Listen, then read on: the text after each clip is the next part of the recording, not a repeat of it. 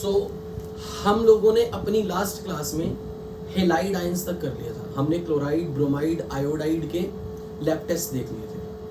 तो आज की क्लास की स्टार्टिंग में मैं पहले आपको रैंडमली कुछ क्वेश्चंस दे रहा हूँ। आपने थॉट लगानी है, आपके सामने एक अननोन रिएक्शन होगी जो मैंने नहीं पढ़ाई होगी, बट आपको हिंट मिल रहे होंगे कुछ ना कुछ। आपने ये कोशिश करनी है कि पहले ये सोचना है कहाँ कॉम्प्लेक्स बनेगा, कहाँ रिडॉक्स हो रहा होगा। अगर आप ये जज करना थोड़ा बहुत सीखना शुरू हो गए, समझ लो you are on very right track. तो let's over to some another question जो मैंने आपको अभी नहीं करवाया, बट आई रियली वांट कि एक नया क्वेश्चन आपके सामने आ जाए। मुझे चेक करना है कि क्या आप सिचुएशन हैंडल कर सकते हो। Let's watch this question. Some anion Y, anion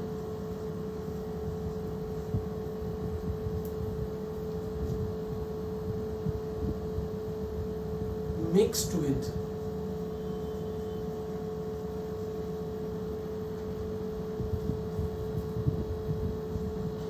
copper sulphate aqueous. और जब मैंने ये एनायन बोला है तो ऑब्वियसली कोई सॉल्युबल एक्वस है, soluble anion. When mixed with copper sulphate produces Z. Z on heating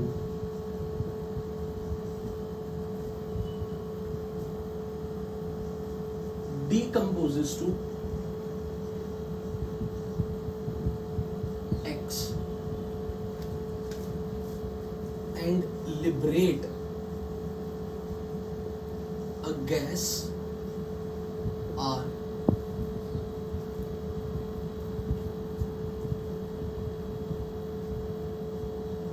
R on reaction with sodium thiosulfate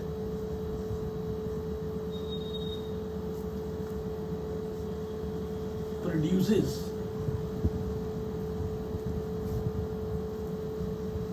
aqueous solution of Y. This Y.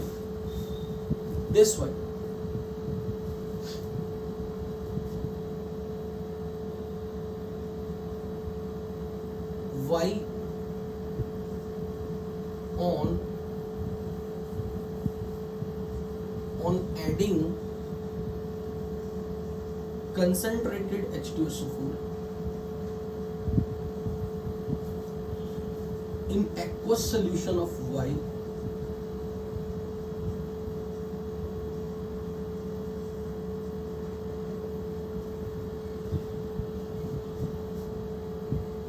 and K2Cr2O7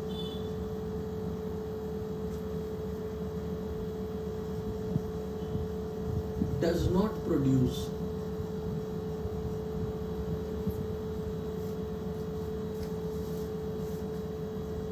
red vapors. Instead produces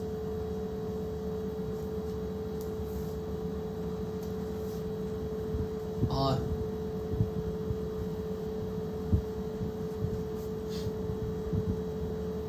R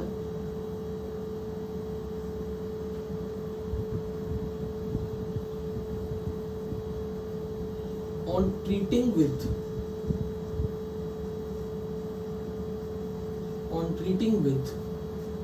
lead acetate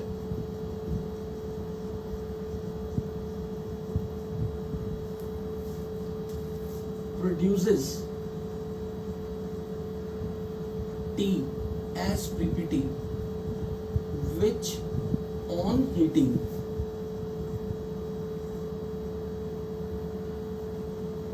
remains undissolved. Identify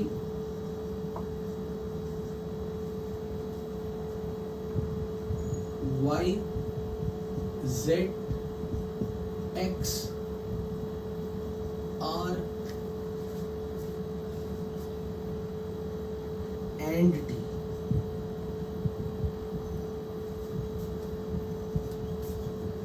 is yellow.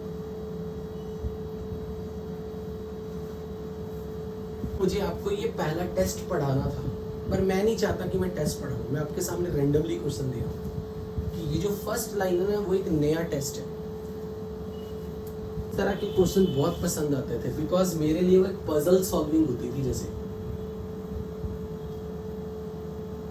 Obviously subjective में ये question में भी किसी को थोड़ा सा horrifying लगे, but जब 4 ऑप्शन सामने आ जाती हैं जो आएंगी आपको बहुत सारे हिंट मिल जाएंगे ऑप्शन से, बट मैं ऑप्शंस पे आपको डिपेंडेंट नहीं रखना चाह रहा।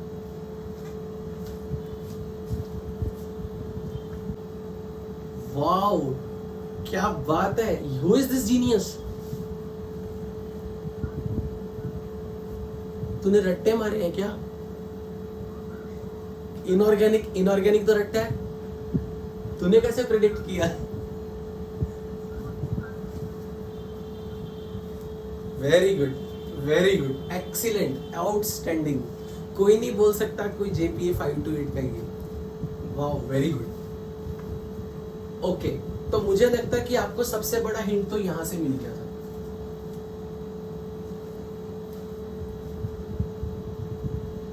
एक्चुअल में इस क्वेश्चन में एक मिस्टेक ये भी थी, मुझे R नहीं लिखना था, मुझे यहाँ Y लिखना था।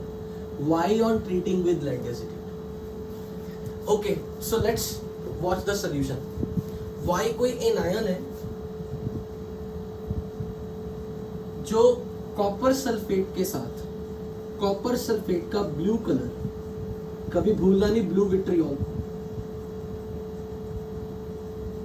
तो कॉपर सल्फेट का एक्वस सॉल्यूशन उसने कुछ Z बनाया जिसको गर्म किया।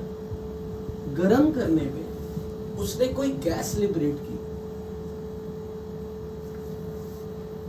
और जब इस R की रिएक्शन सोडियम थायोसल्फेट के साथ हुई तो इसने वापस से Y जनरेट किया, यानी कि वापस से Y मिला।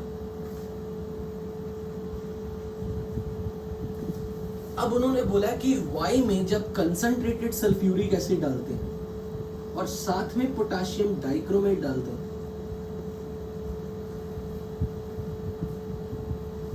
तो रेड कलर के वेपर्स नहीं मिल रहे। इसका मतलब कि Y negative is not chloride, क्योंकि क्रोमाइल क्लोराइड टेस्ट होता है पोटेशियम डाइक्रोमेट और H2SO4 के साथ, तो रेड कलर के वेपर्स मिलने चाहिए। ठीक है, अब आगे क्या बोला है? Y on treatment with lead acetate. जब लेड एसिडेट के साथ रिएक्शन हो रही है तो हमें मिल रही T के PPT जो ऑन हीटिंग रिमेन्स अनडिसॉल्व्ड, और खासकर मुझे उन्होंने इसका कलर दे दिया।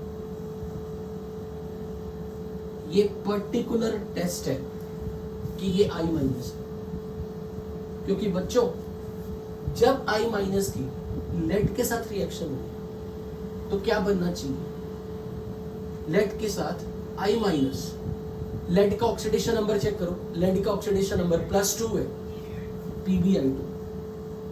और मैं आपको ये भी बता दूं, हमेशा बच्चों जब भी कभी आपके सामने मान लो मेटल आयन सेम रहे, like AgCl, AgBr, AgI, PbCl2, PbBr2, PbI2, मतलब मैं ये समझाना चाहता हूँ, ये केमिस्ट्री बहुत काम किया, बहुत बढ़िया स्मार्ट हिंट है। जब भी कभी मेटल आयन सेम रहे ना, और खासकर कोई कोवेलेंट हेलाइड्स है, और ये सब अगर PPT है, कुछ और हो ना हो, आयोडाइड्स में कलर हमेशा शार्प कलर होता है। जैसे आपको इसका कलर तो पहले से याद है, व्हाइट, ये लाइट ब्लू, ये लाइट येलो, ये डार्क येलो। यहां पर ये सब व्हाइट है, ये सिर्फ येलो है। बेसिकली मैं ये समझाना चाह रहा हूं, जब भी किसी कोवेलेंट कंपाउंड में आयोडाइड आ गया तो मैक्सिमम चांसेस है कलर जरूर होगा। और अगर PbCl2, PbBr2 की मैं बात करूं, ये दोनों व्हाइट है और ये येलो है। कई बार वो आपको ये हिंट नहीं देंगे, यहां पर तो आज आपने ये हिंट ले लिया, विच ऑन हीटिंग रिमेन अनडिसॉल्व्ड। पर अगर ये हिंट नहीं दिया हो तो ये हिंट आपके काम का होगा कि iodides are coloured same like AgI, dark yellow, but these are white. Iodide compounds में हमेशा कलर आएगा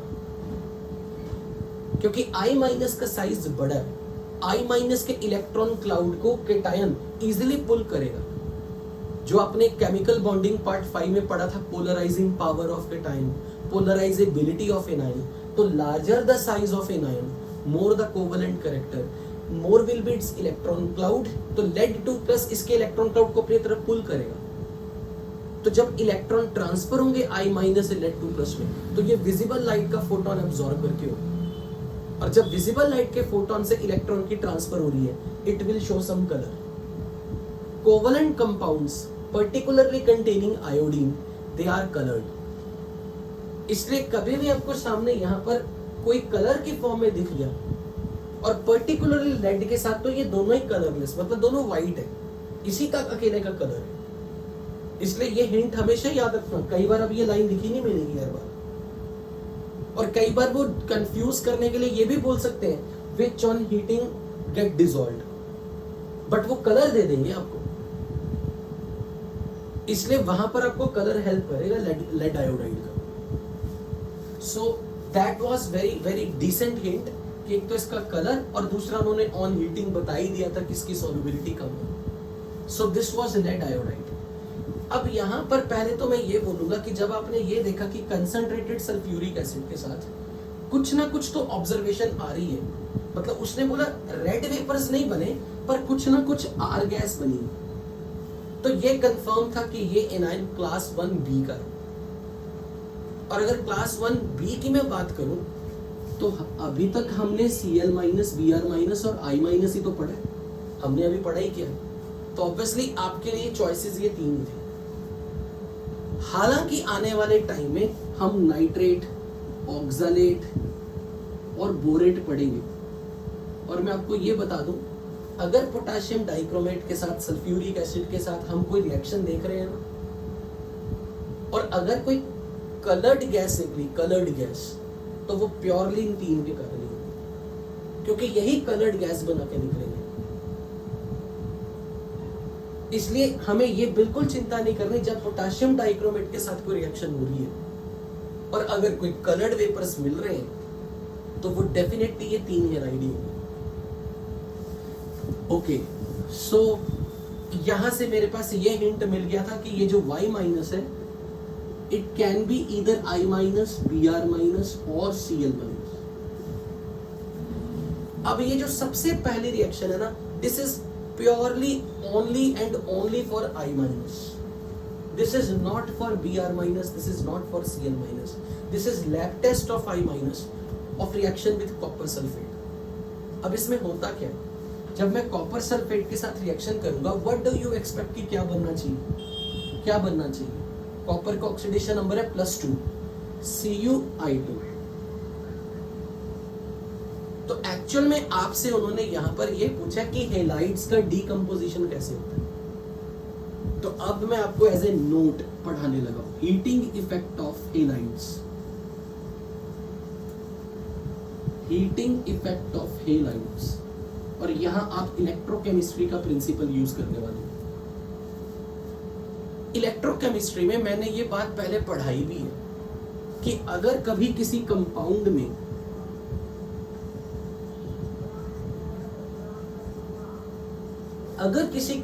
में मेटल आयन अपने हाईएस्ट स्टेट में है और बगल में I- बैठा हो, ये हमेशा इंट्रामोलिकुलर रिडॉक्स करेगा, क्योंकि Cl-, Br- और I- में who can lose electron easily? Can you expect I-?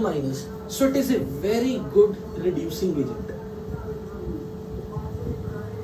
ये हमेशा से तैयार है इलेक्ट्रॉन देने के लिए। और अगर किसी केटायन का रिडक्शन पोटेंशियल पॉजिटिव है तो वहां पर हमेशा इंट्रामोलिकुलर रिडॉक्स। इसलिए जब भी किसी कंपाउंड में I- आ गया और साथ का मेटल आयन अपनी हाईएस्ट स्टेट में है, वो कभी कंपाउंड स्टेबल हो ही नहीं सकता। और ये चीज हमने BIN में भी पढ़ा था कभी कि आयोडाइड्स वाले कंपाउंड में मेटल हमेशा अपनी लो स्टेट में रहेगा, और अगर मुझे मेटल को अपनी हाई स्टेट में रखना है तो साथ वाला एनायन बैड रिड्यूसिंग एजेंट होना चाहिए, लाइक फ्लोराइड। फ्लोराइड्स के साथ ही एलिमेंट अपनी हाई स्टेट में रहेगा। अगर मैं यहां बात करूं E0 value Fe3+ to Fe2+, this is positive. E0 of copper positive. E0 of Cu2+ to Cu+ positive. इसी तरह मरकरी की अगर मैं बात करूं, let me check this data, I don't remember, let me check this.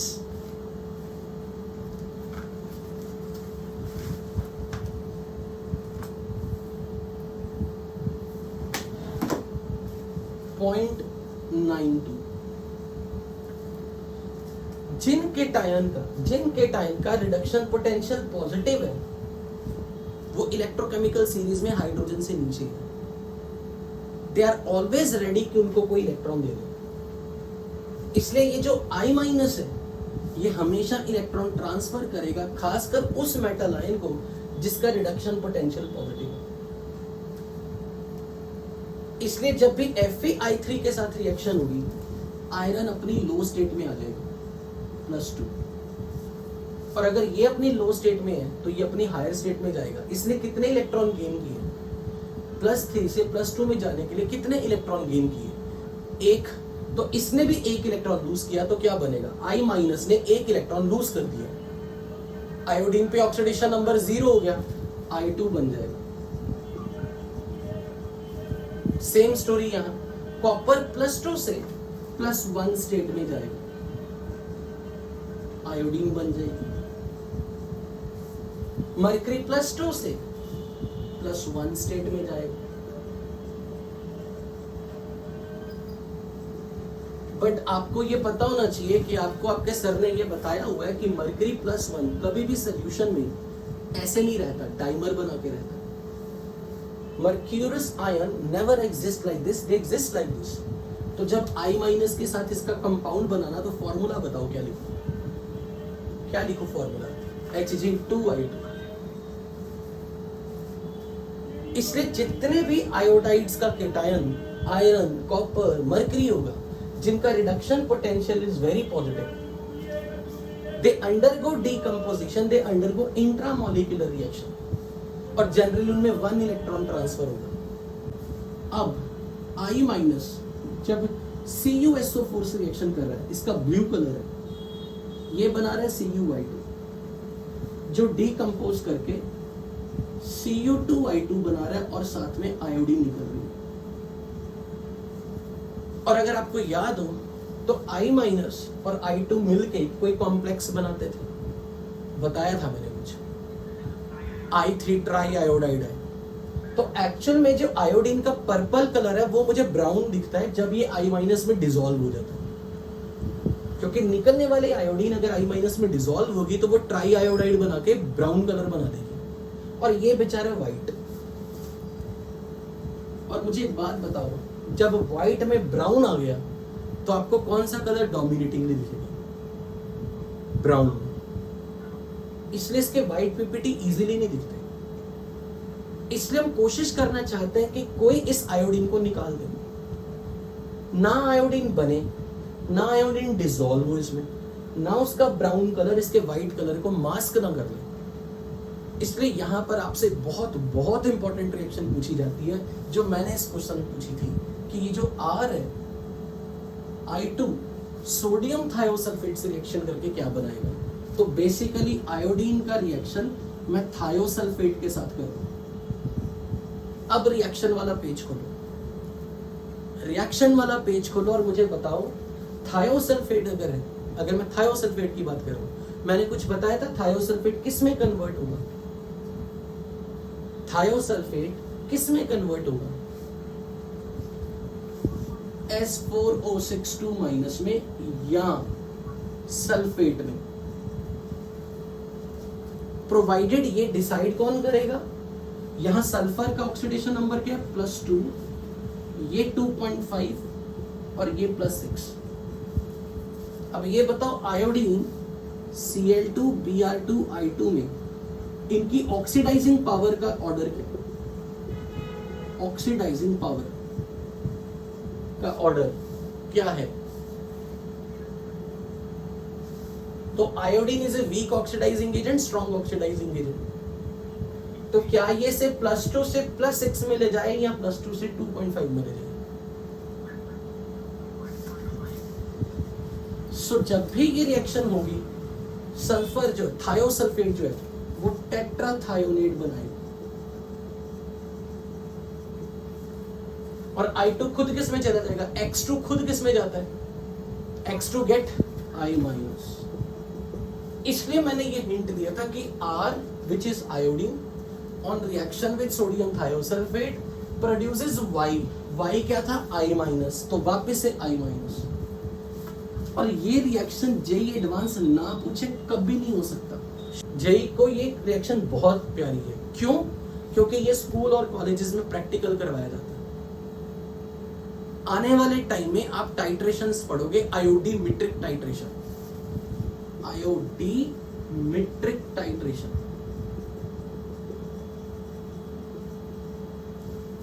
उसमें आपको ये पढ़ाया जाएगा, आयोडीन को जब किसी रिड्यूसिंग एजेंट से ट्रीट करते हैं, रिड्यूसिंग एजेंट जिसकी खुद की ऑक्सीडेशन होगी, तो I2 खुद I- में जाए, पर ये वेल नोन रिड्यूसिंग एजेंट है हाइपो। मैंने वैसे भी आपको कुछ दिन पहले बोला था, हाइपो के रिएक्शन जेई ना पूछे ऐसा हो नहीं सकता। तो हाइपो आयोडीन के साथ टेट्राथायोनेट बनाता हुआ I- बनाएगा, ताकि ये जो आयोडीन है ये अपना ब्राउन कलर इसके साथ ना जनरेट करे, ताकि इसके व्हाइट कलर आपको विजिबल हो जाए। इसलिए जब हम ये रिएक्शन करवाते हैं, इसके व्हाइट पीपीटी को देखना है, तो आयोडीन में सोडियम थायोसल्फेट डाल देंगे, आयोडीन चली जाएगी, क्योंकि वो आयोडो को कलरलेस बना देगा। सो द आइडिया के व्हाइट कलर रीअपीयर हो जाएंगे। तो इसलिए ये जो लाइन है, this is one of the most important lab test of iodine, कि आयोडीमेट्रिक टाइट्रेशंस में iodine which act as oxidizing agent, जबकि आयोडीन बहुत वीक ऑक्सीडाइजिंग एजेंट है, लेकिन थायोसल्फेट के सामने ये ऑक्सीडाइजिंग एजेंट है। So this should be very very important. Thiosulphate का ऑर्डर जनरली यहां आएगा, इनके बीच में। ये दोनों इससे पावरफुल ऑक्सीडाइजिंग एजेंट, और जब ये पावरफुल ऑक्सीडाइजिंग एजेंट है, पावरफुल, ये थायोसल्फेट को किस में कन्वर्ट कर देंगे, बताओ जरा, इन दोनों में से जो ऑप्शन दी थी, सल्फेट में, अगर इनके साथ रिएक्शन होती। सो आइडिया इसकी जो थायोसल्फेट है उसके मुकाबले में, मतलब ये रिएक्शन क्यों इंपॉर्टेंट है, एक्चुअल में आयोडीन वीक ऑक्सीडाइजिंग एजेंट है, तो एक्चुअली आपसे ये पूछना चाह रहे क्या आयोडीन किसी से स्ट्रॉन्ग ऑक्सीडाइजिंग एजेंट है? यस, ओ सॉरी, थायोसल्फेट यहां कहीं, क्योंकि थायोसल्फेट सबसे पीछे, आयोडीन से तो वो ज्यादा ही है। मतलब iodine is a powerful oxidizing agent as compare to thiosulphate. Thiosulphate will be remain as in सबसे पीछे ऑक्सीडाइजिंग एबिलिटी में। This is very powerful oxidizing agent, moderate, weak, weaker. So iodine इसके साथ जब रिएक्शन करेगा तो वो सल्फर को +2 से 2.5 में ले जाएगा, थायोसल्फेट से टेट्राथायोनेट में लेके जाएगा। इसलिए मुझे आपका ये रिएक्शन आपको एक कंफर्मेटरी टेस्ट की फॉर्म में करवाना था। So now I am marking it as a question जो आप कभी भी एग्जाम में जाने से पहले पढ़ के जाओगे। हाँ जी, पूछो, कुछ पूछने वाले थे।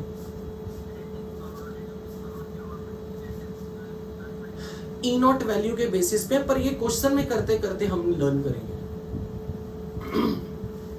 हाँ जी, Have you noted? Can I erase this?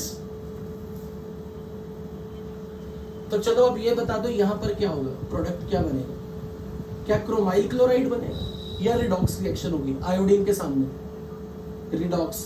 Chromium अगर +6 स्टेट में मीडियम एसिडिक है, किस में कन्वर्ट होगा? क्रोमियम +3 में ग्रीन कलर बनाएगा। I- को ऑक्सीडाइज करना, मीडियम एसिडिक है, किस में ले जाऊं? आयोडीन के। अगेन लेड एसीटेट के साथ ये हमने कर ही लिया. So now our question is complete, right? बिल्कुल बिल्कुल बिल्कुल बिल्कुल.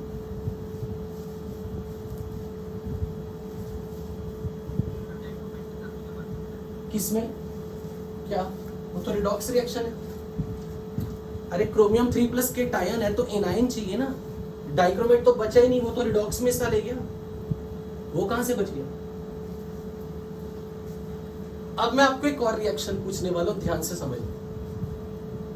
जस्ट लाइक ए क्वेश्चन, मैं आज की क्लास में आपको कुछ क्वेश्चंस करवा रहा हूं जो प्रीवियस ईयर्स में पूछे गए. तो आज की class is one of the important class of qualitative analysis, क्योंकि मैंने बहुत सारे 9 पढ़ा दिए. मैं रश नहीं करना चाहता, सब खत्म कर दूं जल्दी जल्दी. डाइजेस्ट भी करवाना मुझे आपको. सपोज ये NaI है, सॉल्युबल इनसॉल्युबल? सॉल्युबल. इसको मैंने HgCl2 से ट्रीट किया. बताओ ये soluble insoluble? All chlorides are soluble except, revise करो अपनी राइम और चेक करके बताओ. हाँ तो ठीक है. इट इज मरकरी का क्लोराइड. मरकरी का क्लोराइड कौन सी स्टेट में इनसॉल्युबल होता है? यस. क्या मरकरी यहाँ +1 स्टेट में? नहीं है. So they will react together to form. बताओ क्या बनेगा? NaCl plus HgI. चेक करो मरकरी का oxidation number, Hgi2. It is reddish brown colour. Reddish brown colour. अब ये बताओ क्या ये पीपीटी है या फिर कलरेशन है? चेक करो. All iodides are soluble except mercury का आयोडाइड +1 +2 दोनों स्टेट में. अब मैं बोल रहा हूं इसमें मैंने एक्सेस में NaI डाला, एक्सेस में. तो मैं आपको कुछ हिंट दे रहा हूं. I- कॉमन, एक्सेस भी दे दिया, यानी कि मेरे पीपीटी अगले स्टेप में डिसॉल्व हो गई. यानी कि मैं आपको यहां पर क्या बोल रहा हूं? कॉम्प्लेक्स. पर यहां पर कॉम्प्लेक्स आप जो सोच रहे हो वो नहीं है. आपका आइडिया सही है. आपको मतलब आई एम हैप्पी कि अगर आपने ये प्रेडिक्ट किया कि आयोडीन I- के साथ मिलके I3- बनाती है. पर आयोडीन रिलीज कहां हुई है? आयोडीन गैस बन के थोड़े ना निकली है. जब आयोडीन गैस I- के कांटेक्ट में आएगी, ये आयोडीन गैस नहीं है. अगर यहां आयोडीन गैस बन के निकल रही होती, वो I- के साथ डिसॉल्व हो जाती. लेकिन ये Hgi2 है. और आप कभी मत भूलो, अगर कॉमन एनायन है, ट्रांजिशन मेटल आयन है, कॉम्प्लेक्स बनेगा तो वो ट्रांजिशन मेटल का कॉम्प्लेक्स बनेगा. पर मैं ये चाह रहा हूं कि आप मुझे इस कॉम्प्लेक्स का फॉर्मूला बना के दो विद माय ट्रिक, जो मैं कई बार बोलता हूं. मरकरी का ऑक्सीडेशन नंबर है +2. मुझे मरकरी का आयोडीन के साथ कॉम्प्लेक्स का फॉर्मूला प्रेडिक्ट करके बताओ आपको क्या लगता है क्या बनना चाहिए? Very good. Hgi4. अब बताओ यहाँ पे स्क्वायर ब्रैकेट पे -2. इसको केटाइन कौन सा दूं? Na+. तो अगर मैंने यहाँ Ki रखा होता, पर्टिकुलरली हम Ki यूज करते हैं, क्या बनेगा? K2Hgi4. और भाई साहब ये आने वाले टाइम में क्वालिटेटिव एनालिसिस में जब आप केटाइन पार्ट पढ़ोगे, ये one of the most important question बनेगा. This is called Nessler's reagent.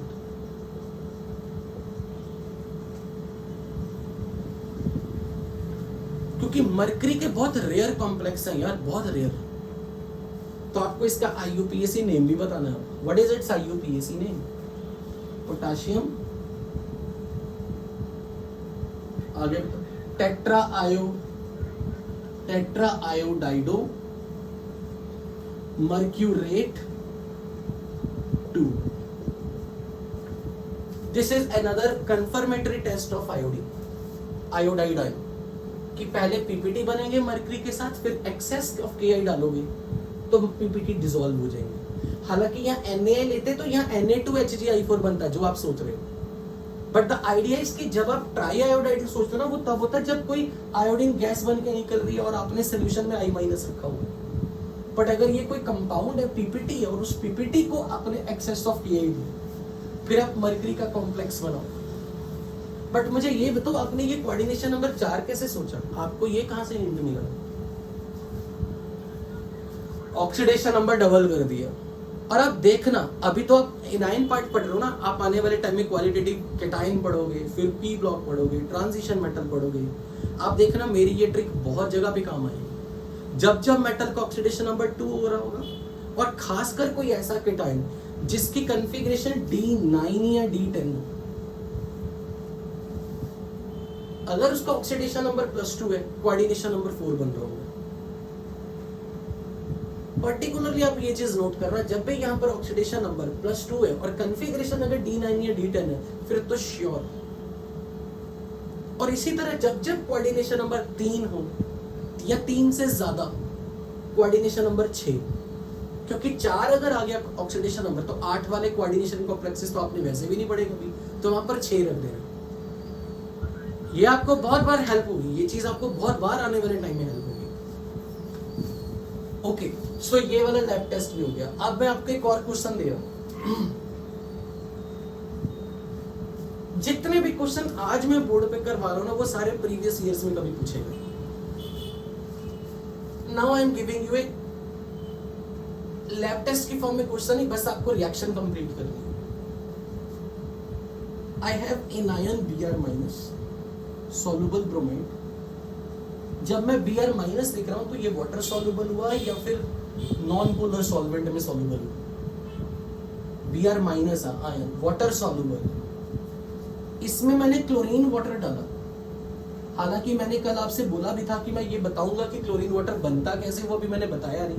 Chlorine water डाला इन प्रेजेंस ऑफ CCl4। इसका पर्पस शायद आप समझ गए होंगे।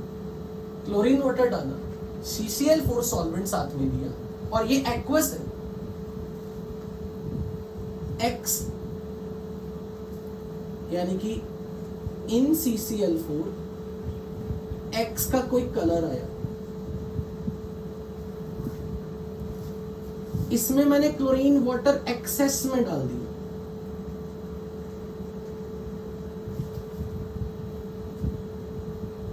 क्लोरीन वाटर और डाला, Y कलर आया इन CCl4। एक्सेस में डाला क्लोरीन वाटर,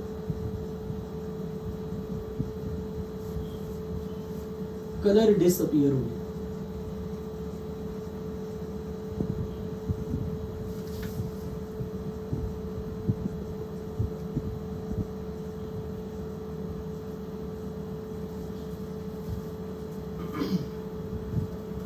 पहले तो मुझे ये बताओ, आप कहां तक प्रेडिक्ट कर सकते हो उसमें? कहां तक? X तक। चलो पहले तो मुझे ये बताओ, जब मैं क्लोरीन वाटर लिख रहा हूं तो आपको इसकी कौन सी प्रॉपर्टी पता होनी चाहिए कि chlorine is which agent? It is oxidizing agent. Particularly chlorine is powerful oxidizing agent than bromine and iodine. तो chlorine which is in zero state, ये ब्रोमीन को ऑक्सीडाइज कर देगी। तो कहां तक ले आएगी ब्रोमीन को? किस स्टेट तक? जब ये क्लोरीन इसे ऑक्सीडाइज कर रही है Br2 तक, तो इसकी खुद की क्या होगी? रिडक्शन। तो इसको लोअर स्टेट में भेजो, ये Cl- बन गया।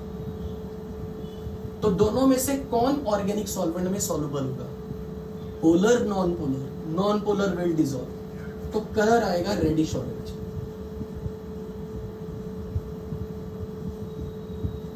अब आगे ध्यान से सुनो, जो आज मैं पढ़ाने वाला हूं, जो नई चीज है आपके लिए। हैलोजेंस के लिए, हैलोजेंस के लिए अलाउड ऑक्सीडेशन नंबर्स है -1, 0, +1, 3, 5 एंड 7। जैसे मैंने ये चीज आपको एक ट्रिक से बताई हुई थी BIN वाले चैप्टर में। मैंने कहा था कि अगर आपको ये पता हो ना हैलोजन का हाईएस्ट पॉसिबल ऑक्सीडेशन स्टेट क्या है, बता सकते हो? हैलोजन का हाईएस्ट ऑक्सीडेशन नंबर +7 और इसका लोएस्ट ऑक्सीडेशन नंबर -1, मतलब जो भी ऑक्सीडेशन नंबर +7 है उसमें से 8 सब्ट्रैक्ट करो। अब अगर मैंने पूछे ना बीच के ऑक्सीडेशन नंबर बताओ, तो आपने क्या करना है, इसमें 2-2 यूनिट घटाते जाने, 2-2 नंबर घटाते जाओ जब तक कि आप -1 तक ना पहुंचो। करो काम जरा, क्या बनेगा, 7 2 घटाओ, 5 और 2 घटाओ, 3 और 2 घटाओ, 1 और 2 घटाओ, -1। जीरो स्टेट तो सबके लिए पॉसिबल है, कोई भी ऐसा नहीं जो जीरो स्टेट में ना पॉसिबल कि जिसके लिए ना हो। अगर मैंने यही आपसे सल्फर का पूछा होता, सल्फर ग्रुप नंबर 16 का है, इसका हाईएस्ट पॉसिबल ऑक्सीडेशन नंबर बताओ, +6 और लोएस्ट पॉसिबल ऑक्सीडेशन नंबर -2। अब मैंने कहा बीच के स्टेट्स बताओ, 2-2 घटाओ, +4 2 0 -2। ये ट्रिक बहुत बहुत काम की है। और हैलोजेंस के लिए सॉल्यूशन के अंदर, सॉल्यूशन में अगर आपको स्कोर रखना है तो +5 state is most stable in solution form. और अगर आपको कभी भी हैलोजेंस को 7 स्टेट में लाना है, they will exist like XO4-, XO3-, XO-, XO2-, this is X-। पर हैलेट, ये इस बार जेईई मेंस का क्वेश्चन भी था, 2021 में आया है, ये जो थर्ड अटेम्प्ट हुई थी, उन्होंने इसका नाम पूछा था।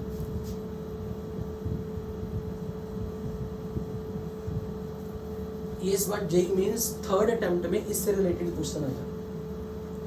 मेरे को एग्जैक्ट नहीं याद कि क्या था, उन्होंने ऐसे पूछा था कि क्लोरीन किसी पर्टिकुलर ऑक्सीडेशन नंबर में है तो आप उसको क्या बोलोगे, पर क्लोरेट, क्लोरेट, क्लोराइट या फिर क्लोरस, हाइपोक्लोरस, ऐसे करके उन्होंने इस बार थर्ड अटेम्प्ट में जेईई मेंस में ये क्वेश्चन आया।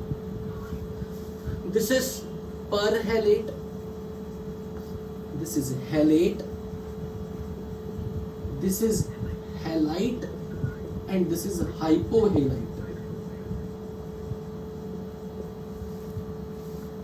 अगर हैलोजन को आप इन फॉर्म में देखना चाहते हो ना, मीडियम मस्ट बी बेसिक। अगर आपको हैलोजन को इस फॉर्म में देखना है तो मीडियम डेफिनेटली बेसिक होना चाहिए। और अगर आपको एसिडिक मीडियम में देखना है तो वो 0 या -1 दो में रहेगा। Acidic medium, that's all will exist in basic medium. और ये ब्रह्म ज्ञान कभी नहीं भूलना, इतना काम का ना मैं आपको बता नहीं सकता, I have no words. Acidic medium या न्यूट्रल मीडियम या एसिडिक मीडियम है, ये दोनों, ये बेसिक मीडियम। अब मैं इस प्रॉपर्टी को यूज करने लगा हूं बच्चों। मोस्ट स्टेबल X- है, बट अगर आपको सॉल्यूशन फॉर्म में किसी हायर, मान लो आपने हैलोजन को किसी ऑक्सीडाइजिंग एजेंट से ट्रीट कर दिया, तो ऑक्सीडाइजिंग एजेंट हैलोजन को, मान लो हैलोजन 0 स्टेट में है, कोई ऑक्सीडाइजिंग एजेंट आ गया, वो तो 0 से ऑक्सीडेशन नंबर बढ़ा के रखेगा ना। तो अगर आपको किसी कंडीशन में हैलोजन को इस स्टेट में लाना पड़ गया तो आप फिर उसको इस फॉर्म में रखो। तो अब मैं जैसे एग्जांपल देने लगा, ब्रोमीन के साथ जब मैं क्लोरीन वाटर एक्सेस में डाल रहा हूं तो अब क्लोरीन ब्रोमीन को ऑक्सीडाइज कर लिया, यहां भी तो क्लोरीन ने ब्रोमीन को ऑक्सीडाइज किया, -1 से किस स्टेट में लेके आई, 0। ये देखना, -1 से 0। अब मैंने क्लोरीन वाटर और डाला, इसने इसे भी ऑक्सीडाइज किया। अब 0 के बाद नेक्स्ट नंबर Br पॉजिटिव, तो BrCl बन गया, क्योंकि ब्रोमीन +1 स्टेट में आ गया और क्लोरीन हर बार किस फॉर्म में जा रहा था, रिड्यूस हो रहा था ना क्लोरीन तो 0 स्टेट में है। 0 स्टेट से नीचे कौन सी स्टेट है, 0 से नीचे वाली स्टेट है, तो -1 ही है ना ओनली। तो क्लोरीन को तो हर बार Cl माइनस बनना पड़ेगा। बोलो ये बात मानते हो या नहीं? अगर क्लोरीन 0 स्टेट में है, ये क्लोरीन 0 स्टेट में है, ये ऑक्सीडाइजिंग एजेंट है, इसकी खुद की तो रिडक्शन होगी, तो इसका ऑक्सीडेशन नंबर तो घटेगा। 0 से घट के क्या पॉसिबल है हैलोजन के लिए, बताओ जरा, -1। तो क्लोरीन को तो -1 में आना ना, लेकिन ब्रोमीन +1 स्टेट में आ जाती है। और ऐसे कंपाउंड जो आने वाले टाइम पे आप पी ब्लॉक केमिस्ट्री में पढ़ने वाले हो, कोई भी ऐसा कंपाउंड जिसका कैटायन भी हैलोजन हो और एनायन भी हैलोजन हो, they are called interhalogen compound. और सीबीएसई बोर्ड एग्जाम में इस पे सवाल जरूर पूछते हैं। कोई भी ऐसा कंपाउंड जिसमें केटायन एनायन दोनों हैलोजन हो, और ये प्रॉपर्टी सिर्फ हैलोजन के पास है। ऐसे कंपाउंड बनाना जिसमें केटायन भी हैलोजन हो, एनायन भी हैलोजन हो। अगर मैंने यहाँ आयोडीन I- रखा होता ना, I-, तो यहाँ क्या बनाते आप? अगर ये I- होता I2, और फिर आप यहाँ क्या बनाते? ICl। तो इसका कलर ऑरेंज से येलो हो जाता है, कलर चेंज हो जाता है। आपको ये कलर नहीं याद रखना, आपको इसका कलर याद हो बहुत बड़ी बात है, पर मैं ये आपको चाहता हूं कि आपको ये पता हो इंटर हैलोजन कंपाउंड बनाने के लिए क्या करना पड़ता है। हैलोजन को किसी पावरफुल ऑक्सीडाइजिंग एजेंट से ट्रीट करो तो एक इंटर हैलोजन कंपाउंड बनेगा। अब आपने क्लोरीन को और एक्सेस में कर दिया, तो अब ब्रोमीन को हायर स्टेट में जाना है, +1 से भी ज्यादा। अब +1 से भी ज्यादा 3 चॉइसेस हैं, बताओ विच इज मोस्ट स्टेबल? +5। तो अब ये बनेगा BrO3-। पर मैंने अभी आपको क्या बोला था कि यार इनको बनाना हो ना, यूजुअली मीडियम बेसिक रखना पड़ता है। यहां तो मैंने कोई बेस नहीं डाला, तो मैं इसको केटायन किसका दूं? इसको केटायन किसका दूं? बेस तो मैंने डाला नहीं, NaOH तो डाला नहीं, KOH तो डाला नहीं, किसका दूं केटायन? वाटर का। क्या बनेगा यहां पे बताओ फिर? HbRO3। अब ये कलरलेस हो जाएगा। तो बेसिकली आपसे पी ब्लॉक केमिस्ट्री यहां पर पूछी गई है कि आपको ये पता होना चाहिए कि किस स्टेज में इंटर हैलोजन कंपाउंड बनता है। यानी कि कलर से कलरलेस बनते वक्त बीच में एक इंटरमीडिएट स्टेट बनती है जिसमें कलर आता है जब हैलोजन +1 स्टेट में। इसी तरह पहले ICl बनता है, ICl, फिर उसी आयोडीन को HiO3 बना दिया जाता है। बट ये तब अगर आपका ऑक्सीडाइजिंग एजेंट पावरफुल हो, and chlorine is a very good oxidizing agent. हाँ जी बच्चों, कोई डाउट पूछना है? नहीं, हैलोजेंस किस जब आएंगे ना पी ब्लॉक केमिस्ट्री में पढ़ाऊंगा कि ब्रोमीन के ऊपर मैक्सिमम कितने क्लोरीन लग सकते हैं। इतने सारे क्लोरीन नहीं लगा देने क्योंकि वंडरवॉल रिपल्शन और कंपाउंड टूट जाए। तो पॉइंट एक तो ये मुझे आपको बताना था कि इंटर हैलोजन कंपाउंड ऐसे कंपाउंड जिसका केटायन एनायन हैलोजन, और फिर आपको अगर मेरे जी यहाँ पे ब्रोमिक एसिड बनवाना तो क्या करना पड़ेगा? ऑक्सीडाइजिंग एजेंट और डाल दो। इन शॉर्ट मुझे आपको एक चीज से वाकफियत करवानी है, हैलोजन को अगर मुझे 0 के बाद हायर स्टेट में ले जाना है, और अगर क्वेश्चन के हिसाब से इंटरमीडिएट स्टेट नहीं पूछी तो आप इस स्टेट में से फाइनली स्टेट में आए। 7 स्टेट में बहुत रेयरली आते, बहुत रेयर।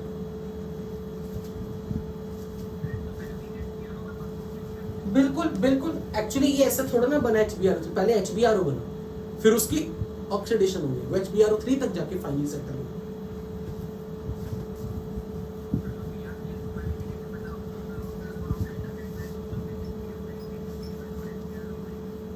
एक मिनट, क्या कह रहे हो? अगर ब्रोमीन +1 स्टेट में तो मीडियम बेसिक तो रखा ही नहीं ना गया, वो तो वाटर रखा गया, pH 7 ही रखी गई, pH तो 7 ही रखी गई। और इनफैक्ट ये pH 7 होती भी नहीं, क्योंकि मैंने अभी आपको ये नहीं ना बताया क्लोरीन वाटर होता क्या एक्चुअली। चलो अब वो बताता हूँ क्लोरीन वाटर होता क्या। क्लोरीन को जब पानी में मिलाते हैं ना, क्लोरीन अंडरगो डिस्प्रपोर्शनेशन। अब मुझे वो पेज खोल के बताओ, रिएक्शन वाला पेज जिसमें हैलोजन व्हेन अंडरगो डिस्प्रपोर्शनेशन, मैंने कुछ ऐसे लिखवाए थे, लेकिन मैंने कुछ ये साथ में लिखवाए थे, कब ये कब ये। यहां पर लिखा था cold and dilute base, cold and dilute base, hot and concentrated base, basic condition. जब मैं डाइल्यूट लिख रहा हूं ना, तो मैं ये बताना चाह रहा हूं कि पानी अगर ज्यादा हो तब भी ये रिएक्शन हो सकती है, लेकिन अगर मेरे पास हॉट एंड कंसंट्रेटेड, यहां मैंने डाइल्यूट नहीं लिखा। इसका मतलब मैं आपको ये दिखाना चाह रहा हूं कि वाटर अगर एक्सेस में है, सॉल्वेंट है, और आपने क्लोरीन पानी में मिला दी, तो क्लोरीन पानी में जब जाएगी तो ये Cl- और ClO- बनाएगी, लाइक दिस। अभी लेकिन इसको केटायन किसका दूं? मैंने कोई NaOH KOH तो डाला नहीं, वाटर का, तो ये क्या बनाएगा, HCl एंड HClO। HClO एक ऐसी चीज है जो कभी भी आइसोलेटेड फॉर्म में बॉटल में रूम टेम्परेचर पे नहीं रह सकते, ये हमेशा पानी में ही रहता है। इसकी एग्जिस्टेंस तभी तक है जब तक ये सॉल्यूशन फॉर्म में है, like nitrous acid. It can always stay in solution. आप इसको अगर ड्राई करने की कोशिश करके स्टोर करोगे, ये टूट जाएगा। HClO ऐसा है जिसकी लाइफ ही तभी तक है जब तक वो पानी में है। और यही कारण है, ये जो कंपाउंड है ना, it is a very good oxidizing agent, क्योंकि इसकी नेचर है, इसको हल्का सा हीट किया, ये डीकंपोज करके ऑक्सीजन रिलीज कर देगा और सामने वाले को ऑक्सीडाइज कर देगा, ये सामने वाले को ऑक्सीडाइज करेगा। इसलिए इसके ऊपर सवाल कैसे पूछा जाता है, पहले तो नंबर 1, जो लोग स्विमिंग पसंद करते हैं उनको पता होना चाहिए स्विमिंग पूल में पानी को साफ करने के लिए क्लोरीन डाली जाती है। Chlorine act as a very good disinfectant to purify water.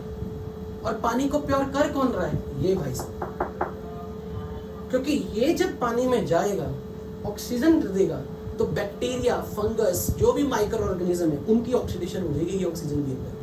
It kills the bacteria, it kills the micro organisms, क्योंकि इससे निकलने वाला ऑक्सीजन माइक्रोब्स खाएंगे, मर जाएंगे।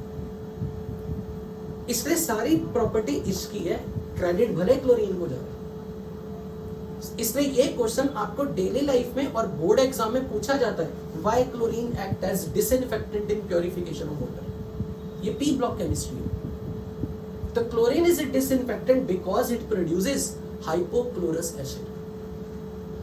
इसीलिए बिकॉज ये एसिड है, ये एसिड है, इसलिए पानी में अगर क्लोरीन डाल दी और आपको बोल दिया जाओ पानी में कूदो, स्विमिंग कर लो, आंखों में पानी जाएगा, बड़ी इरिटेशन करेगा, क्योंकि एसिड पानी आंखों में जा रहा होता है। इसलिए एडवाइस किया जाता है स्विमिंग करते हुए गॉगल्स चढ़ा के रखो। बट ऑब्वियसली अगर ये बैक्टीरिया, फंगस की ऑक्सीडेशन कर सकता है तो हमारी स्किन में तो लाखों कीड़े, इसलिए हमारी स्किन की प्योरिफिकेशन में भी ये भाई साहब यूज करते हैं। पर प्रॉब्लम ये स्किन पे करेगा अटैक, तो कुछ लोग होते हैं ना, वो कहते हैं मैं नहीं स्विमिंग करता, मुझे वाटर से एलर्जी हुई, तो एलर्जीज के कारण होती है। इसलिए आपको क्लोरीन की प्रॉपर्टी पता होनी चाहिए जो हम डेली लाइफ में यूज करते हैं। अब देखो, बड़ा सिंपल, बहुत बहुत स्मार्ट क्वेश्चन पूछा जाता है बच्चों से। आई डोंट नो कि क्वालिटेटिव एनालिसिस में क्यों नहीं बताया जाता। आपको क्वेश्चन में ऐसे पूछा जाता है कि अगर मैंने क्लोरीन पे ब्लू लिटमस डाल दिया, क्लोरीन वाटर पे ब्लू लिटमस डाल दिया, तो कलर क्या होगा, एसिड बन रहा ना, एसिड। तो आप क्या बोलोगे, ब्लू से क्या बन जाएगा, रेड, और आपके नंबर कट जाएंगे, आपके मार्क्स कट जाएंगे। क्योंकि ये क्या करेगा, जैसे ही ऑक्सीजन रिलीज करेगा, ब्लू लिटमस जैसे रेड बना ना, रेड कलर का ऑक्सीडेशन हो जाना है, वो कलरलेस हो जाएगा, क्योंकि ये ब्लीचिंग एजेंट है, ब्लीचिंग पाउडर, ब्लीच।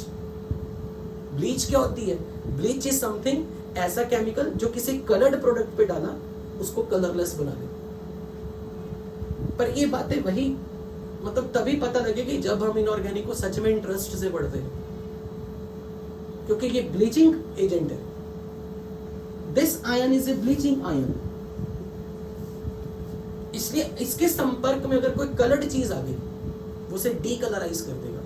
इसलिए एसिड बना, नो डाउट। आपने ब्लू लिटमस डाला, ब्लू लिटमस रेड बना, पर तुरंत रेड कलर डिसअपियर हो जाएगा, क्योंकि ये भाई साहब बनने वाले ब्लू लिटमस से रेड लिटमस जैसे बनेगा, उसे कलरलेस डीकलराइज कर देगा। और ये ऑक्सीडाइजिंग एजेंट है। क्या तो क्लोरीन -1 स्टेट में, ये तो रिड्यूसिंग एजेंट है, ये ऑक्सीडाइजिंग एजेंट है।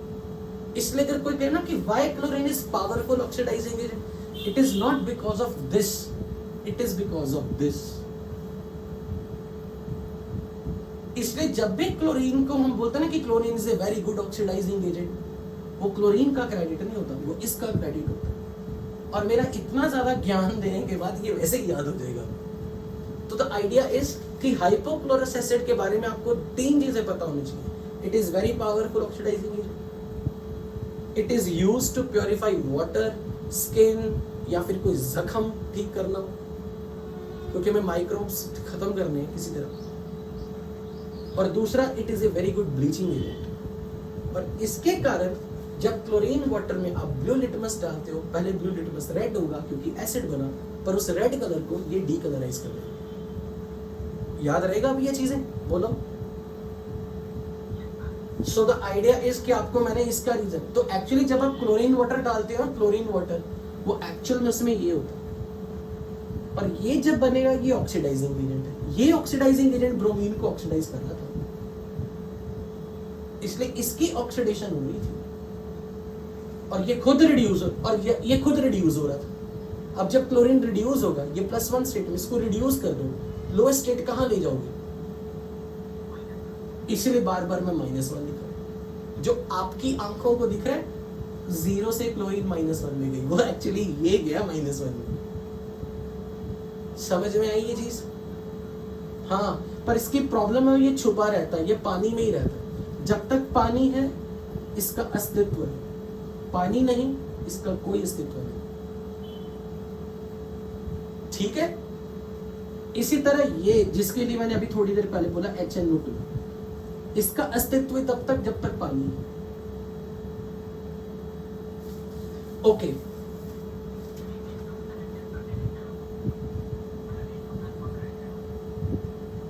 N2 प्लस वाटर नहीं, N2 प्लस वाटर नहीं, N2O plus water, NO plus water या N2O3 प्लस वाटर या नाइट्राइट प्लस वाटर। क्योंकि जब आप HNO2 लिख रहे हो, नाइट्रोजन ऑक्सीडेशन नंबर बताओ ना क्या है नाइट्रोजन का, तो यहां भी +3 होना चाहिए। इसलिए HNO2 तभी मिलेगा जब नाइट्रोजन +3 स्टेट में हो, क्योंकि यहां नाइट्रोजन +3 स्टेट में।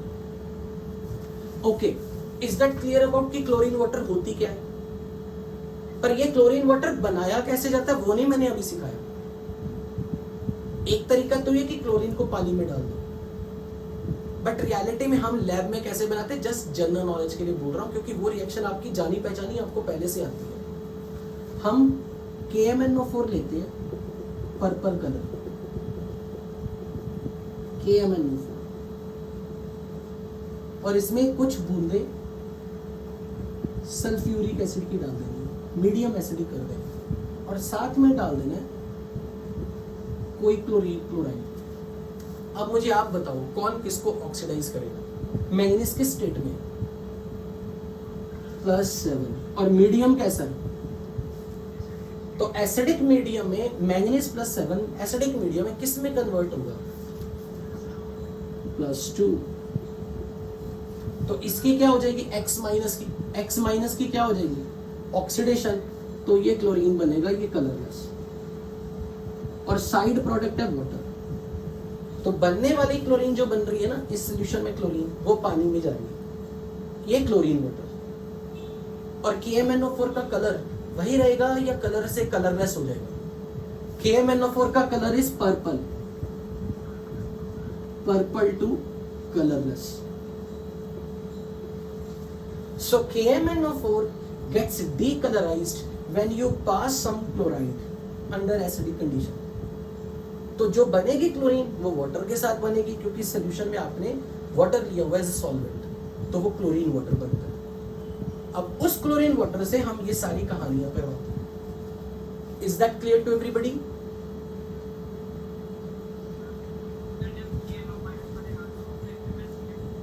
नहीं नहीं, क्योंकि एक्चुअली जब मैंगनीज +2 बन गया it's very stable in solution, ये अब कुछ नहीं करेगा।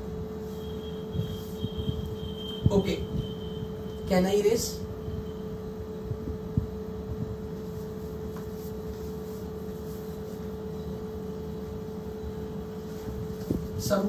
समटाइम्स ही मैनी टाइम्स यही होता है। मैं सोचता हूँ मैं आज की क्लास में ये करवा लूंगा, वो करवा लूंगा, मुश्किल से 3-4 चीजें करवा पाता हूँ। क्लोरीन तो देखो, क्लोरीन का कलर तब तक है जब वो गैस फॉर्म में रिलीज हो। जब वो पानी में डिसॉल्व होनी शुरू होगी फिर उसका कलर नहीं रहेगा। क्लोरीन हैलोजन का कलर था जब वो गैस फॉर्म में निकले। जब तक पानी बैठा हुआ है तो वो वाटर में डिसॉल्व हो रही होती है। वैसे भी क्लोरीन, वेरी गुड, ये बहुत अच्छा क्वेश्चन पूछा। कौन है ये जीनियस इसने पूछा? Very good. क्लोरीन जो है ना, जब आप वाटर के कांटेक्ट में लाते हो तो chemical bonding, part 4 weak forces, induced dipole dipole attraction, it's a polar, it's a non polar, polar molecule will induce polarity in this. तो क्लोरीन जो है इसमें पोलराइजेशन आनी शुरू हो जाएगी, जिसके कारण ये वाटर से कांटेक्ट में आएगी और फिर इसका रिएक्शन होगा।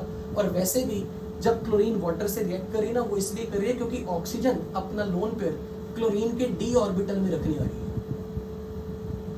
ऑक्सीजन अपना लोन पेयर क्लोरीन के डी ऑर्बिटल में रखने आ रहा होता है, क्योंकि ये हाइड्रोलिसिस हो रहा है। हाइड्रोलिसिस, हाइड्रोजन बॉन्डिंग नहीं बोलना, क्योंकि मैंने मना किया था आपको, क्लोरीन हाइड्रोजन बॉन्ड नहीं बनाएगा except in rare cases, refer your notes. ये नहीं कहना हाइड्रोजन बॉन्डिंग हो रही है, नो। ऑक्सीजन अपना लोन पेयर क्लोरीन के डी ऑर्बिटल में रखने आता है, जिसके कारण इनकी आपस में रिएक्शन होती है, इसलिए क्लोरीन वाटर से रिएक्ट हो रहा है। अब आ जाओ टेस्ट ऑफ नाइट्रेट, जो मुझे आज पढ़ाना था। नाइट्रेट्स के टेस्ट, कंफर्मेटरी टेस्ट का मैं थोड़ी सी स्पीड बढ़ा रहा हूं, तो पहले जल्दी से मुझे रिकॉल कर दो। All nitrates are soluble, insoluble. So all nitrates are soluble,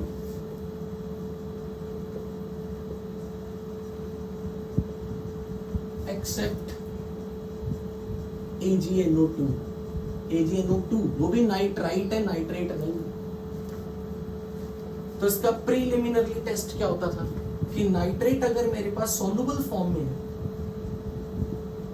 तो अगर मैंने इसमें डाइल्यूट एसिड डाला, डाइल्यूट सल्फ्यूरिक एसिड, कुछ होगा या नहीं होगा? क्या ये क्लास 1A है या 1B है?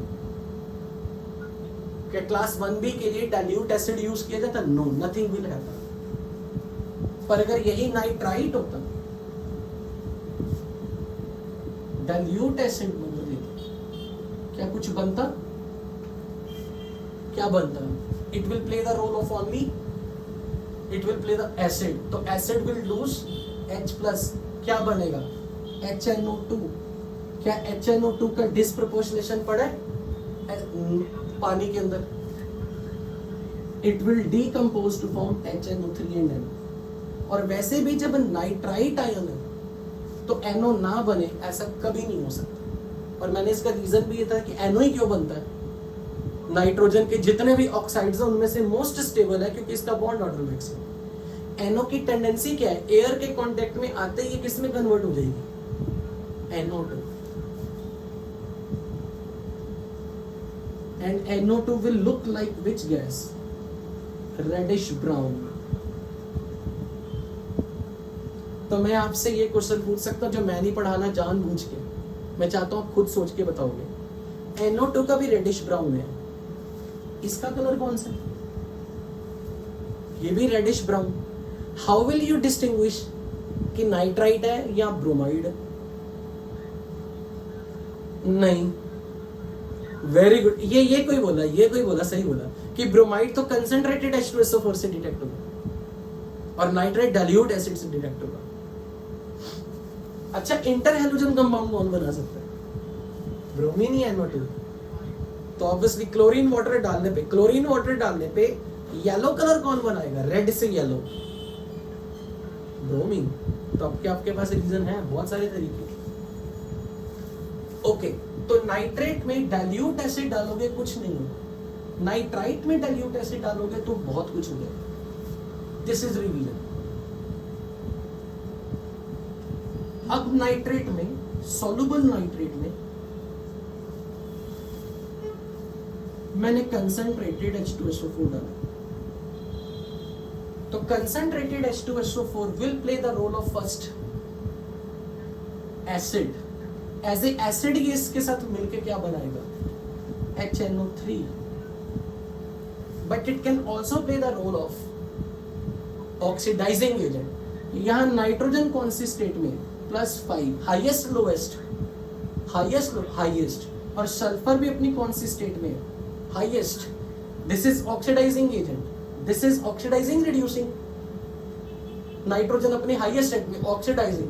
Can the two oxidizing agent react? No redox. पर जब ये ऑक्सीडाइजिंग एजेंट भी नहीं, एसिड भी नहीं, बट ये कुछ और भी है, very good, dehydrating agent, very good, dehydrating agent. तो इसमें से वाटर निकालने की कोशिश कर। अब कैसे होगी ये सुनो। H2SO4 जब HNO3 का स्ट्रक्चर बना, वैसे ये चीज मैंने HNO2 के टाइम पे पढ़ाई थी। जब ये एसिड का रोल प्ले करेगा तो ये H+ लूज कर रहा है और इसका छोड़ा हुआ H+ यहां जा रहा है। अब यहां से ये इलेक्ट्रॉन पुल करेगा, क्या निकलेगा, क्या निकलेगा, वाटर। तो ये पानी निकाल रहा है, तो ये कौन सा एजेंट हो गया जो वाटर निकाल रहा है, डिहाइड्रेटिंग एजेंट। पर जब ये यहां से निकल रहा है तो NO2+ बनेगी, तो वो किसी से इलेक्ट्रॉन लेके फाइनली क्या बनाएगा, NO2 गैस। पर ये कौन है किसी से जिसको इलेक्ट्रॉन दे रहा है, वाटर। तो जब वाटर अगर साथ में है, क्योंकि सल्फ्यूरिक एसिड आप ले रहे हो, सारी केमिस्ट्री एक्वस सॉल्यूशन में हो रही है, तो मुझे ये बताओ, वाटर अगर इलेक्ट्रॉन इसे दे रहा है, वाटर दे रहा है, तो वाटर की खुद की क्या हो रही है, oxidation reduction. Water is losing electron. तो वाटर में ऑक्सीजन -2 स्टेट में, हाइड्रोजन +1 स्टेट में, कौन इलेक्ट्रॉन लूज कर सकता है, H+ या ऑक्सीजन, किसके पास इलेक्ट्रॉन है। तो ऑक्सीजन किस फॉर्म में, वाटर में, वाटर की ऑक्सीडेशन से बनेगा क्या, फिर बताओ। अरे वाटर की ऑक्सीडेशन हो रही है, ऑक्सीजन -2 स्टेट में, तो ऑक्सीजन किस फॉर्म में जाएगा, ऑक्सीजन गैस बन के निकलेगा। सो वाटर की ऑक्सीडेशन से O2 बनेगा, but NO2+ finally it will appear as NO2। Which colour, NO2 का reddish brown. So nitrate produces reddish brown NO2 with concentrated acid, but nitrite produces same brown color with dilute acid। ये difference समझ में आया या नहीं। Nitrite ने भी NO2 release करना है, नाइट्रेट ने भी NO2 रिलीज करना है, बट डिफरेंस क्या है, this nitrate will produce NO2 only by using concentrated acid। It is acting as a dehydrating agent। मैं फिर से रिकॉल करा दूं, नाइट्रस एसिड के रिएक्शन में NO क्यों बन रहा था, क्योंकि जब आप मीडियम एसिडिक रखते हो, दिस इज नाइट्रस एसिड का स्ट्रक्चर, तो जब सल्फ्यूरिक एसिड का छोड़ा हुआ H+ इसके पास जाएगा तो ये क्या बनाएगा, NO+, जो किसी से इलेक्ट्रॉन गेन करके क्या बनेगा, NO। इसलिए जब भी कभी आपके पास नाइट्राइट आयन आ गया सॉल्यूशन में तो NO बनेगा। वो अलग बात है कि NO की नेचुरल टेंडेंसी NO2 बनने की है, बट क्वेश्चन है NO क्यों बना, क्योंकि नाइट्रस एसिड का डिहाइड्रेशन हो रहा था। यहां भी नाइट्रिक एसिड की डिहाइड्रेशन हो रही है, इसलिए NO2+ बना, वही NO2 गैस बन के निकलेगा। Is that point clear to everybody. तो मैं अब इसे लिखवा रहा हूं, to the solution of nitrate when added concentrated sulfuric acid and on heating it produces reddish brown vapors of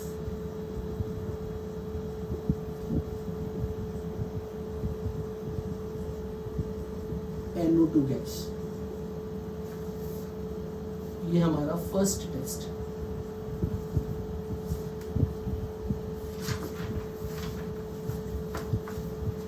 जो इसका सबसे इंपॉर्टेंट टेस्ट है, that is brown ring test.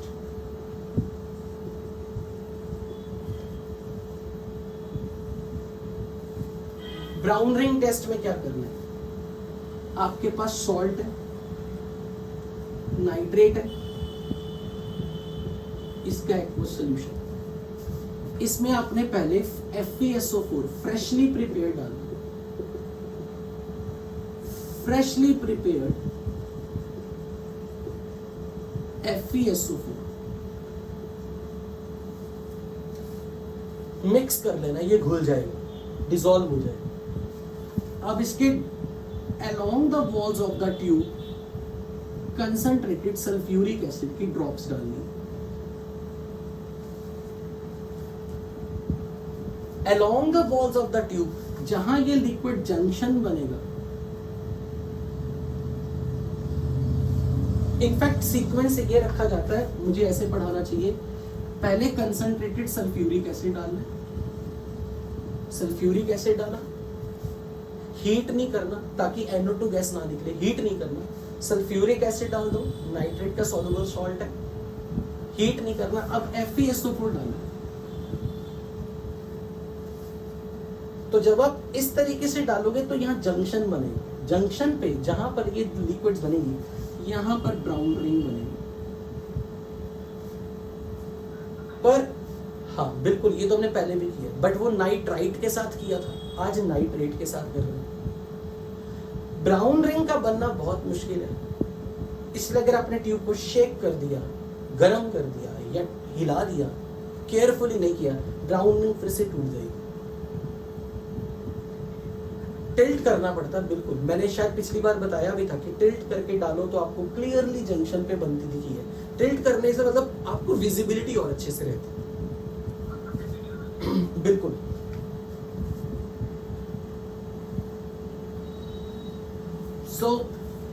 अब हो क्या रहा है, इसकी केमिस्ट्री सीखनी, जो वही केमिस्ट्री जो मैंने पहले भी सिखाई बट रिवाइज हो रहा है।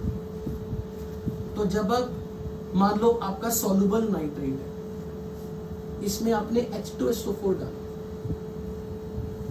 तो जैसे ही आपने H2SO4 डाला और साथ में ये फेरस आयन, तो इसकी ऑक्सीडेशन होगी और इसकी रिडक्शन होगी, तो ये रिड्यूस होके NO गैस बनाएगा और ये Fe2+ ऑक्सीडाइज होगा Fe3+। NO एयर के कांटेक्ट में अगर आ गया तो वो NO2 बना के निकलने की कोशिश करेगा, पर हम इस NO को संभाल के रखना चाहते हैं, इसलिए FeSO4 is taken generally in excess. क्योंकि जो आपने FeSO4 आयरन +2 स्टेट में लिया, it acts, it behave, actually exist like this in solution. शायद हमने पिछली क्लास में पढ़ा भी था नाइट्राइट की केमिस्ट्री कि FeSO4 बेसिकली कॉम्प्लेक्स है, तो ये जो निकलने वाला NO है, it replaces this water as a ligand, तो ये बनाएगा FeSO4 Fe water 5 NO sulphate as it is.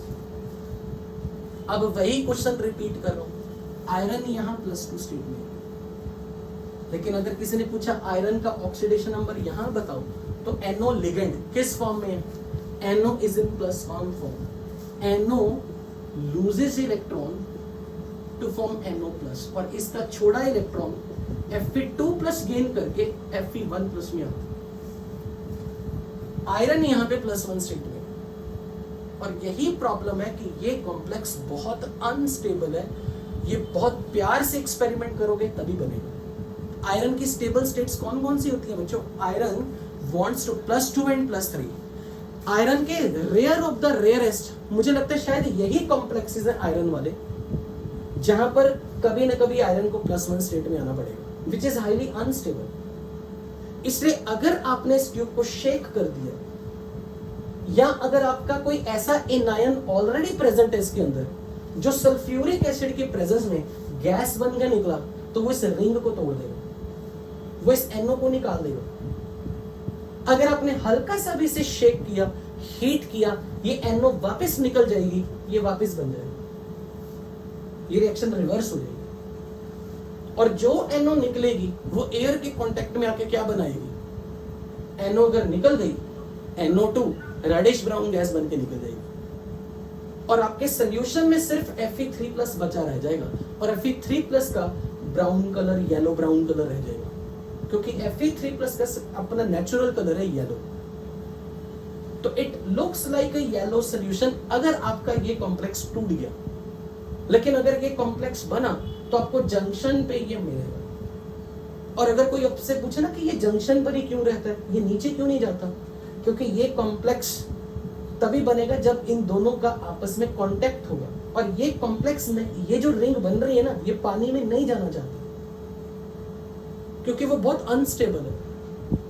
जितना वो अंदर डीप की तरफ जाएगा, कोई ना कोई आयन एनओ को पुश करेगा, बाहर निकालेगा। और वैसे भी ये बहुत थोड़ी देर के लिए बनेगी, क्योंकि बहुत जल्दी ऐसा होता है कि हाँ, नॉर्मल इंसान है, ट्यूब शेक हो जाती है थोड़ी, हम गलती से हीट कर देते हैं। द पॉइंट इज कि जब तक ये कॉम्प्लेक्स बन रहा है तो ये ब्राउन रिंग है। द मोमेंट आपने ट्यूब को शेक कर दिया, या कोई ऐसा आयन ऑलरेडी इस सॉल्यूशन के अंदर है जो इस टेस्ट में किसी तरीके की मतलब दखल अंदाजी दे, इंटरफेरेंस करे, वो एनओ को पुश कर देगा बाहर। और एनओ अगर चली गई तो ये सॉल्यूशन वापस इधर, यानी कि वापस Fe2+ रह गया। सॉल्यूशन में जो Fe3+ बना था इसके ऑक्सीडेशन से कलर इसी का रह जाएगा। Is that point clear to everybody? अब इसमें लास्ट में मैं जहां पे क्लास वाइंड अप करूंगा, टाइम ऑलरेडी हो चुका है। क्वेश्चन ये बोला जाता है, ब्रोमाइड, आयोडाइड, नाइट्राइट, क्लोरेट, या मैं अगर बात करूं सल्फाइड,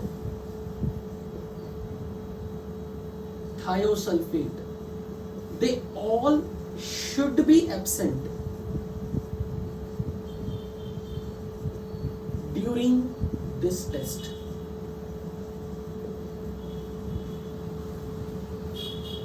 ये जितने भी आयन है ना, जितने भी आयन आप देख रहे हो, ब्रोमाइड अगर सल्फ्यूरिक एसिड के कांटेक्ट में आ गया, आप बता सकते हो कौन सी गैस बन के निकल सकता है? Br2। I- से कौन सी गैस बन सकती है? I2। नाइट्राइट कौन सी गैस बना सकता है? NO2। अगर गैस निकली तो ये रिंग में से, मतलब सॉल्यूशन में से निकलेगी, ये इस NO को भी पुश कर देगी। इसलिए अगर आपके पास पानी में पहले से ये आयंस ऐसे हैं जो सल्फ्यूरिक एसिड के साथ मिलके कोई गैस बनाते हैं, क्या आपको याद है सल्फाइड कौन सी गैस बनाता था? SO2। Thiosulphate SO2। Perchlorate chlorine बना देगा। अगर कोई भी ऐसा एनायन जो सल्फ्यूरिक एसिड के साथ मिलके कोई गैस रिलीज करेगा सॉल्यूशन में से, वो इस रिंग को तोड़ देगा, वो इस NO को पुश कर देगा, बाहर निकाल देगा। इसलिए हमारे सॉल्यूशन के अंदर अगर आपके पास नाइट्रेट है, नाइट्रेट ओनली, और साथ में ये आयंस बैठे हैं, फिर आपको ब्राउन रिंग टेस्ट करने पे कुछ ऑब्जर्वेशन खास, मतलब कोई फील नहीं आएगी, because they interfere in the test. इसलिए ये क्वेश्चन आपसे पूछा जाता है कि क्या ये वाले जो, मतलब फॉर एग्जांपल मान लो आपके पास यहाँ पर ये आयंस हैं, तो क्या आप ब्राउन रिंग टेस्ट देख पाओगे? आंसर है नहीं देख पाएंगे। They interfere in the formation of the ring because they liberate gases, and liberating gas does not allow the formation of this ring because it pushes N। और फिर एक बड़ा जबरदस्त क्वेश्चन पूछा जाता है, मान लो मेरे पास कैल्शियम नाइट्रेट है, बेरियम नाइट्रेट है, और पूछा जाता है इसमें भी नाइट्रेट है। मैं आपसे एक क्वेश्चन पूछता हूं, क्या नाइट्रेट ब्राउन रिंग टेस्ट देंगे?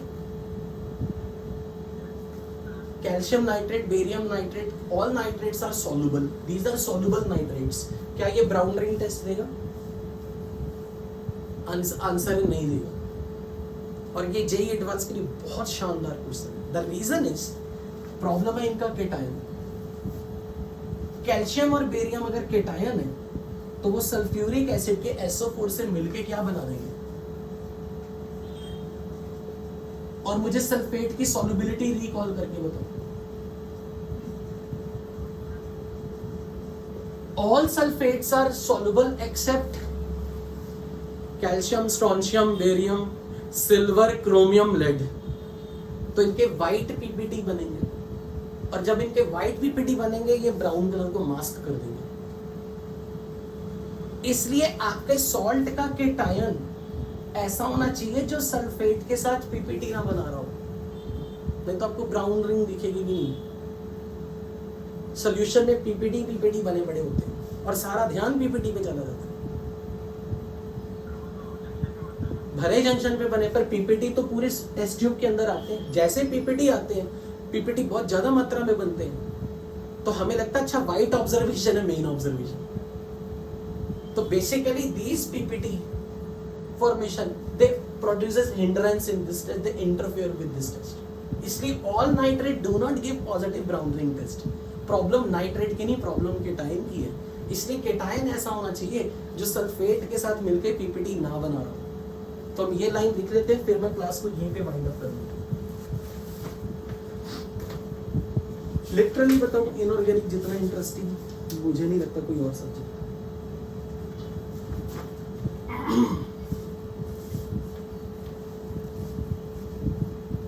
So these nitrates, in spite of presence of nitrate, do not give brown ring test because of formation of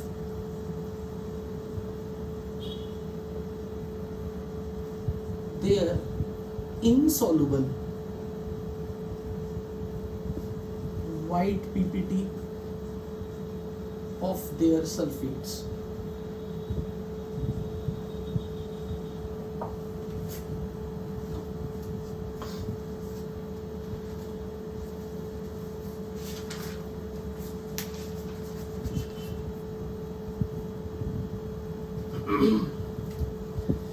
ठीक है, तो यहाँ पे हमारा नाइट्रेट कंप्लीट हो गया। नाइट्रेट में बस हमें 2 ही टेस्ट करने थे। So from my side class is over, thank you very much. मिलते हैं शाम वाली क्लास में। तो फिर नेक्स्ट क्लास में अब हमारे बस 3 ही रेडिकल हमने देखने, बोरेट, फॉस्फेट एंड सल्फेट और oxalate, sorry. Okay, so I can close the meeting now. Thank you very much and if you have any doubt you can stay connected with me. हाँ जी, पूछिए बेटा।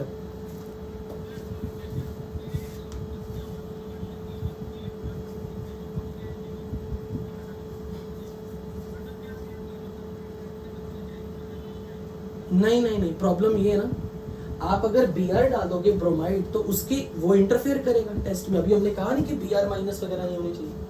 आप HBr HI कैसे ले सकते हो?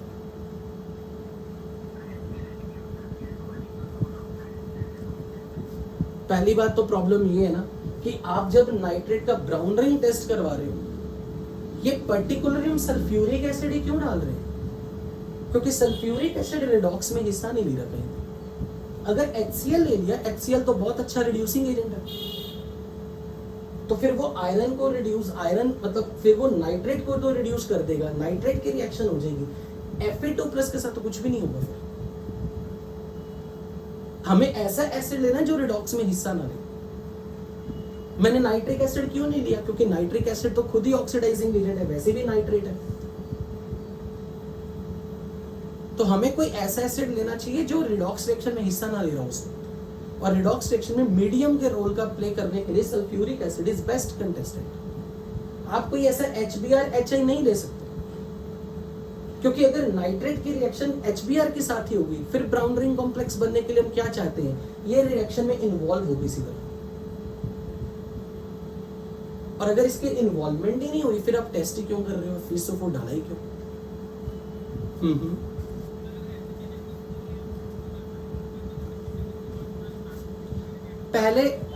पहले इसके साथ, yes very good, what's your good name? हाँ यश, पहले इसका केटाइन चेंज करा दो, इसको सोडियम कार्बोनेट से ट्रीट करा दो, सोडियम नाइट्रेट बना दो, अब आगे परफॉर्म कर लो टेस्ट। ठीक है, okay, so can I close the meeting now? चलो फिर ठीक है, okay, thank you very much, okay.